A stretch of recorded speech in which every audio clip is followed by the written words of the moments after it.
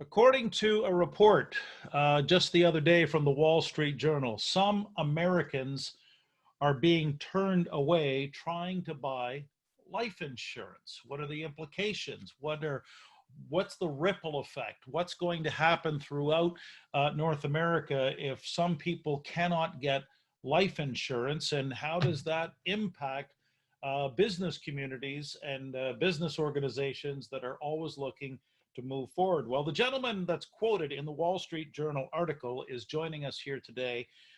He's Lawrence Rybka.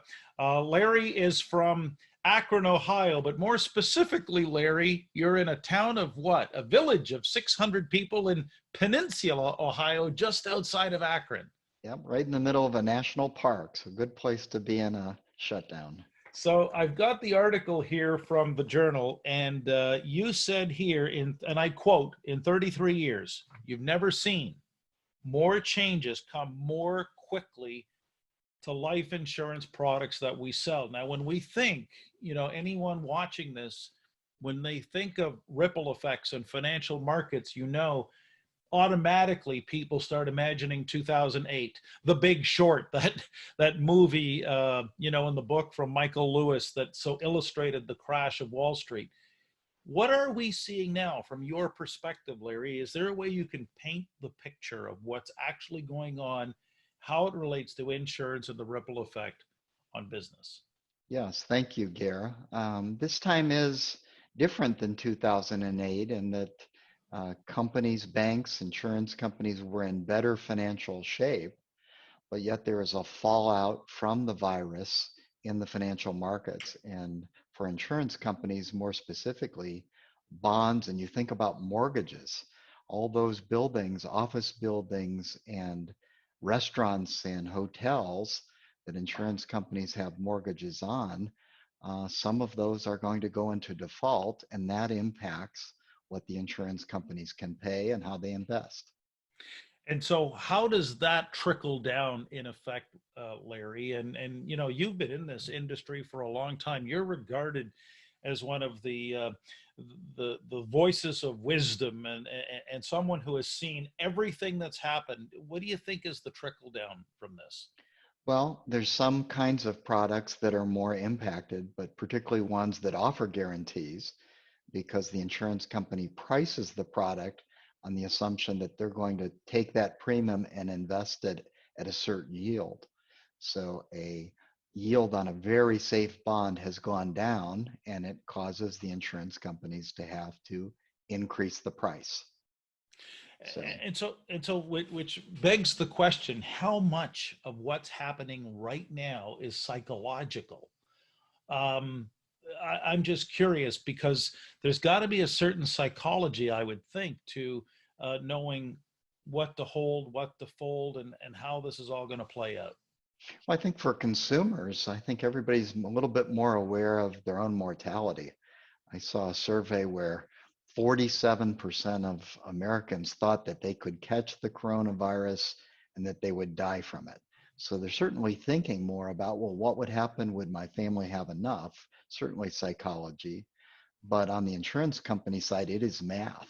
It's just saying when we get these dollars in, we used to be able to get a certain yield, and that yield is lower. Now, there's certain kinds of products that take that pressure off. A product that lets the consumers choose where to invest, and then the insurance company is not as pressed on those. So those products are less impacted. Now, as I was reading your article from the Wall Street Journal, I got the sense that your particular organization, Valmark Financial Group, is kind of like the company that has stood the test of time. You've been around for over 50 years. You've seen a lot of different things, maybe not a pandemic, but you're in a better position to probably, Larry, kind of counsel and weigh in on where's the industry headed and what people in your industry need to know. Yes, I think that's part of what our advisors really look to us for. All the insurance companies say we have the best product, we're safe, nothing's changing, but it's really helping our advisors to sort through that and see who's telling the truth. And I would think that at some point, there's got to be people out there in the insurance industry, if they find that they can't leverage their existing companies, and suddenly the doors, that's what happens, right? Doors get closed and buildings shut down. Then am I to understand Valmark is a company where other firms can turn to for help? Yes, actually, this week, two conversations, one with somebody I've been talking to for 15 years and one for 5. And they said, I'm stuck. I need help. I need to get this additional licensing so I can sell these products so they can help their clients. So it's that's what we're here for. Do you think there's going to be drastic changes to the insurance industry? I mean, people look at insurance, I know, Larry, from different perspectives, necessary evil, but post COVID-19, what do you think might be some of the industry changes? If you had a crystal ball to gaze into there in Peninsula, Iowa, Ohio, Peninsula, Ohio. Peninsula, Uh, Ohio, just outside well, of Akron. I think I can prove that there are significant changes. The U.S. market, stock market is down about 15% from the first of the year.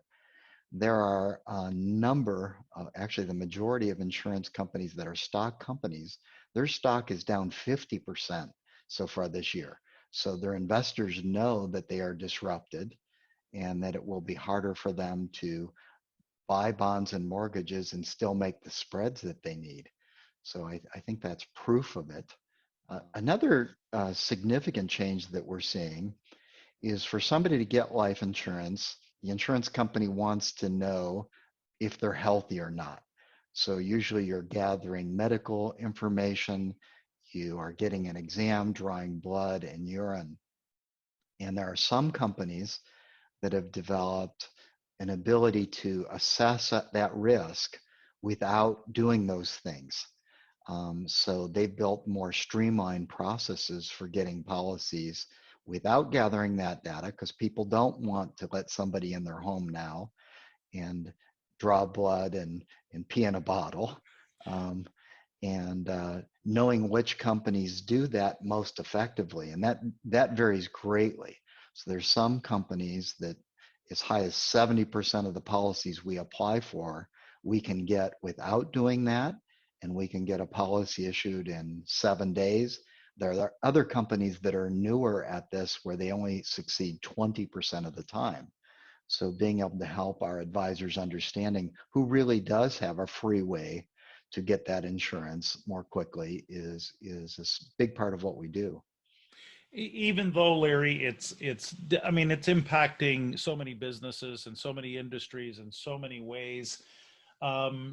Do you see light at the end of the tunnel? I mean, people are always looking for hope. Where do you see hope right now? I think our economy will recover. I think it will take a while. I think things will change. There's a lot of things with the carriers in terms of some of this accelerated underwriting and products that won't go back, or clients using e-signature for things instead of having reams and reams of paper. So that's an area we're actually investing a lot more in, is helping our firms to meet with clients remotely, get transactions done, and get insurance in place in as little as 7 to 10 days. Which is lightning speed compared to what it was. I know. Yes. Exactly, and I also know, Larry, you're very involved in a peer advisory group like Vistage. How important do you think it is for anyone watching, anyone who might be struggling in their business, to have peers to turn to right now? I'd Oh, love to hear your thoughts on that. well, this is a Vistage commercial. All of us are going through this on our own, and particularly if you're working like we are in our home office and you're on a conference call, and it's just very helpful to have a group of peers to bounce things off of, but also sometimes to highlight issues that you hadn't even thought of yet. So I am really glad to be a Vistage member. Well, and that's where we're so delighted that we're able to spend some time with you, Larry, because you've got so much industry experience, and of course, being quoted by the Wall Street Journal. I wonder if we can just get outside your particular industry and make it more of a universal question for business leaders right now. Again, for anyone who's watching, what would you say, given everything that's going on in the economy with free enterprise and all the markets being shifting, what would you say right now is the better, bolder question that business leaders need to be asking? I read an article from McKinsey the first week of the crisis, and there were lots of good things in there, but there was one statement. It said business owners need to suspend their normalcy bias. And that was just really powerful to me. And it's recognizing things have changed and they're going to continue to change, and some things aren't going to go back.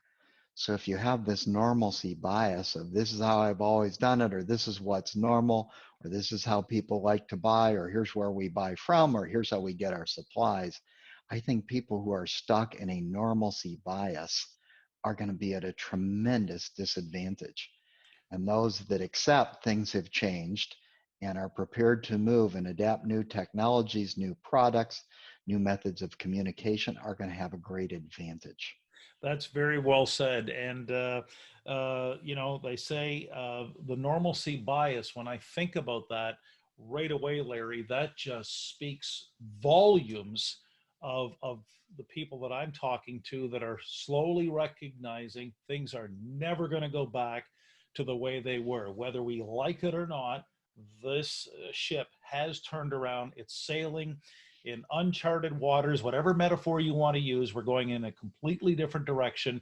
And as Larry Rybka mentioned, so many things are going to shift in terms of service and delivery models and how you get your products to market, and also with respect to marketing and communications and how you align internally with your team and also systemize your operations. So dump the normalcy bias, ditch that and put it into park. And in that way, with the help of insights like our friend Larry, we just might have more and more businesses moving forward and leading together better and emerging stronger through the course of these historic times.